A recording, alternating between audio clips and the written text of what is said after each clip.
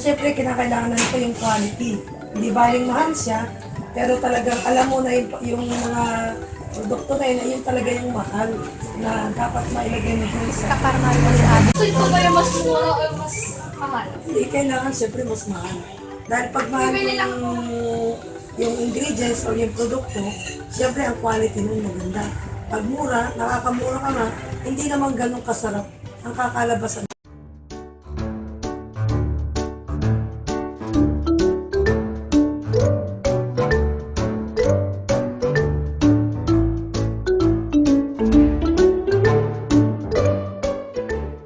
Niyo po, ano po yung mas gusto niyo na quality sa Siyempre, kailangan, halimbawa, yung ginagamit ko sa bandi, kailangan lagi yung kamatis mo light green.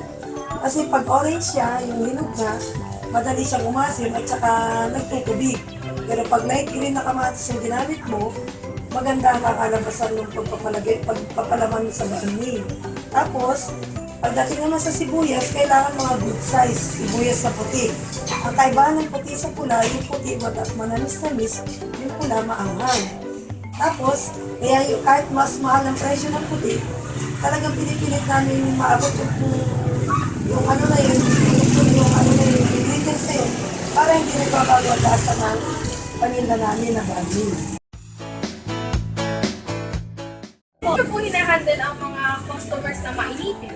Ang ginagawa namin habang nakasalang yung pagkain na in-order nila, kinukwentuhan namin sila, tinatanong kung saan sila, kung taga saan sila. Tapos pagka medyo naiinip na, sinasabi namin na kailangan konting pasensya lang po dahil yung pagkain, kailangan maayos yung pagkakaluto para yung quality ng pagkain hindi mabuwasan at mas lalito.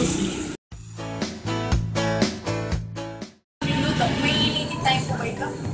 Na kailangan yung barley, kaya alibaw ng barley, kailangan na may time siya na pag nakita mo medyo na brown lang na konti, itiit mo sa kapila.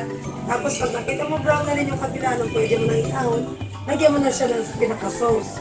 Pagdating din naman sa beef money, kailangan ang paglalagay ng mainit na sabaw nito, kailangan kalkulado mo dahil pag nailubog mo sa kumukulong sabaw yung noodles, kailangan may limit time. Mga 5 minutes lang, ahon muna para hindi siya ma-overcook at hindi magiging parang lugaw yung beef money mo. Yun ang pinaka-the best ko. Laging may, yung time niya kinakailangan hindi sa sobra. Kailangan laging maayos, kompleto sa mga ingredients. At saka ang pinaka-the best, laging kumukulo ang sarap. Yun lang yun na.